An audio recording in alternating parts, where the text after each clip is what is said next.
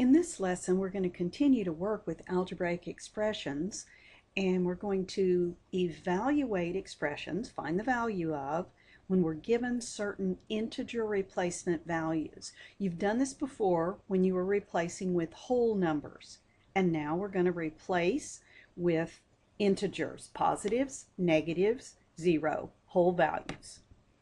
All right, let's take a look at a few. Number one.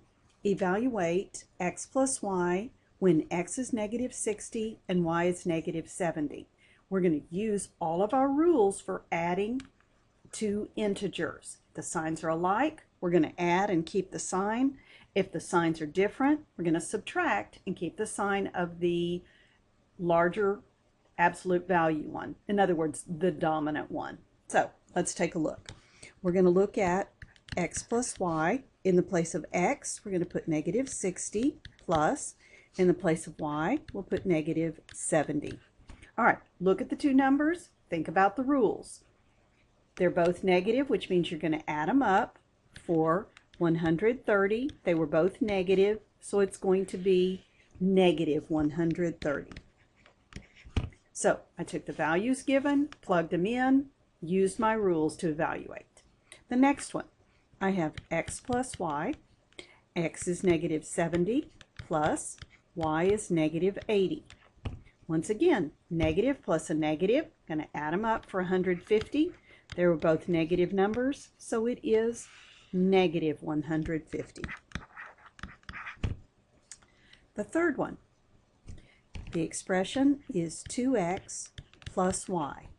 In the place of x, I'm going to put 5, so it's 2 times 5 plus, in the place of y, I'll put negative 7. Let me see if I can give myself a little extra room. And, well, that would be no, so I'll have to write small. All right, using my order of operations, I have multiplication and addition. So I need to do the multiplication first. 2 times 5 is 10. So then I have a positive 10 and a negative 7. One positive, one negative. Anytime the signs are different under addition means you subtract. 7 from 10 gives me 3. The bigger of the two numbers, absolute value, that would be the 10. The reason I hesitate to just say the sign of the bigger number is that positives are always larger than negatives, but we're looking for the sign of the bigger absolute value number, and in this case 10 is bigger than 7. Anyway, that's going to be a positive 3. All right, next one. I have 3x plus y.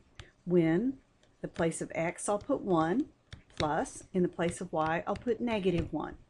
Order of operations says to multiply first. 3 times 1 is 3 plus a negative 1. I have a positive and a negative. So the rule says I subtract. 1 from 3 is 2. The dominant, or the big one, is the positive again. So this is positive 2. All right. Fifth problem. The expression is 4x plus y.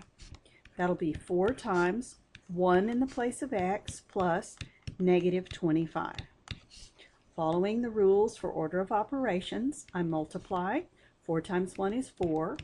Plus a negative 25. I have a positive number. I'm adding a negative number. When the signs are different, I subtract.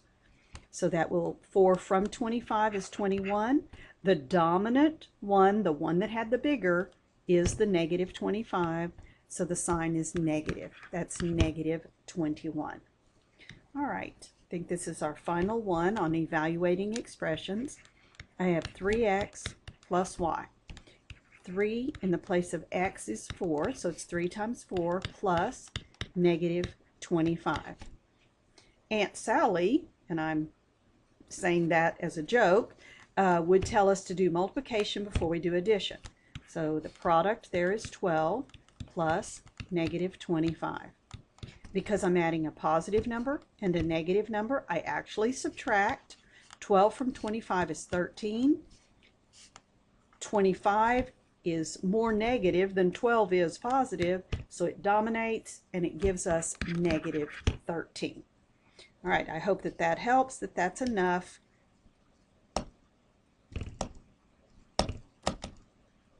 for you to be able to do this lesson.